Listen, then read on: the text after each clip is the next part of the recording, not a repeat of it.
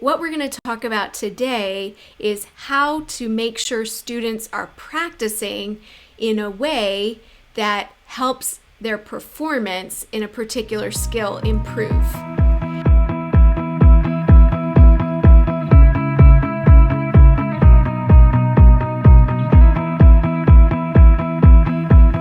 Hi, I'm Nina Parrish, author of The Independent Learner, a guide for teachers who are trying to help their students improve their self-regulation skills, including their ability to focus, persevere, and use metacognitive skills while they're learning.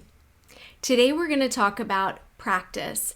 So a lot of times we have the idea as teachers that if students just do enough practice, there's a certain magical number of practice that will result in their performance improving. And that's not necessarily true. There's no magic practice number that will result in better performance. In fact, a lot of times I know a problem that I've had in the classroom is that, especially with our struggling students, they practice, but that practice actually doesn't result in better performance.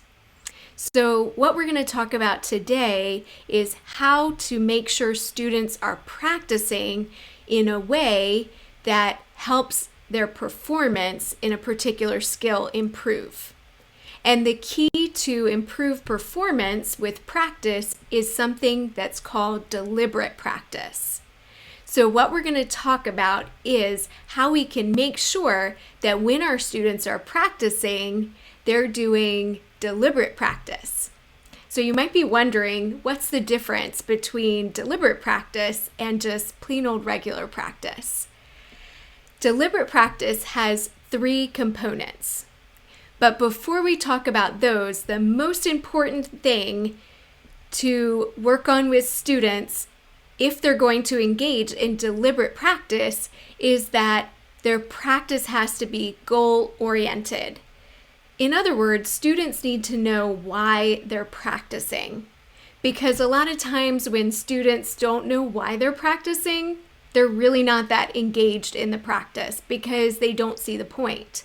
They also don't know what the end goal is. So it's really important that before students start practicing, they have a goal for that practice. And in the best case scenario, that goal would be based on that student's performance. So for example, before you started a skill, you might do a little informal pre-test. Maybe some questions with clickers or something like that to see what students know before you begin the unit. And based on that pretest, students could create goals for where they wanted to be by the end of the unit. A lot of times it also helps to understand what the grade level standard is and what the expectation is of that student for this particular skill. And so the teacher could help the student understand what they're supposed to be able to do for their particular grade level with that skill by the end of this unit. So after students have a goal and they know where they're going, the first component that makes practice deliberate is that when they start practicing, they are thinking about their thinking. They're self-monitoring and they're self-evaluating their own practice. And that means that while they're practicing, they might be asking themselves some questions. Maybe they're asking, what is going well with this practice? Or what is not going so well with this practice? What am I not really understanding? What's unclear? Or once they're done with the practice, they might be thinking about, well, if there were things that didn't go that well, what do I need to do differently next time? After the student practices, the second component of deliberate practice, and in my opinion, the very most important component, is that the student would get immediate feedback from the teacher. And I think that in the classroom, a lot of times teachers think that they're giving feedback, and the student actually doesn't feel like they're receiving feedback. And I think that the reason that there's that disconnect is because in order for feedback to be effective and useful, it has to contain a few important components. So when the teacher is giving feedback to the student, the feedback needs to remind the student of their goal and tell them where they were going. The second thing that the feedback should contain is it should tell the student specifically how they did on the task. So it should tell them what progress they've made towards their goal, and then what they should do next. So the feedback should remind them of the goal, tell them based on this practice what progress they've made towards that goal, and then what they need to do next in order to improve their performance. So feedback should always have those 3 questions or elements in order to be effective.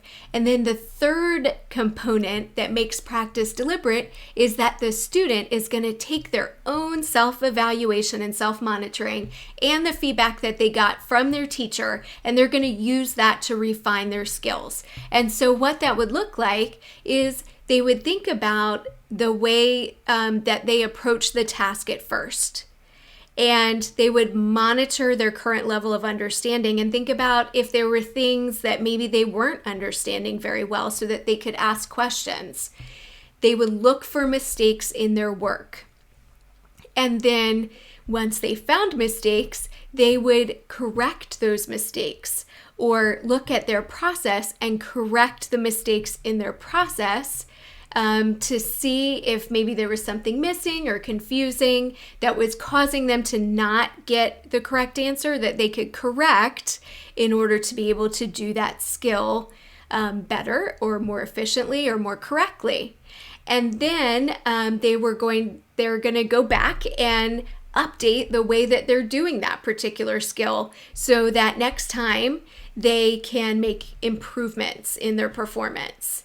And then the last thing is that if students are refining their skills and if they're using deliberate practice, you'll know because they will have insights. So they should be able to, once they found the mistakes that they were making, they should be able to explain what those mistakes were, how they would correct them, and then what they're going to do differently next time as a result.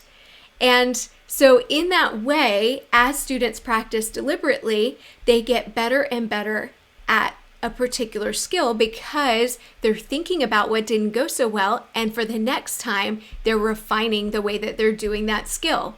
And so as a student gets better, the teacher increases the level of difficulty of the task that that student is doing to make sure that they continuously have a challenge in the work that they're being asked to do. So that is a little short recap of what it means to make practice deliberate in the classroom. I hope that you found this video beneficial and helpful for working with students. If you want some more information, I'm going to link an article that I wrote on deliberate practice in the comments. And of course, you could check out my book, The Independent Learner, for activities and a more detailed description of deliberate practice. Thank you so much for tuning in.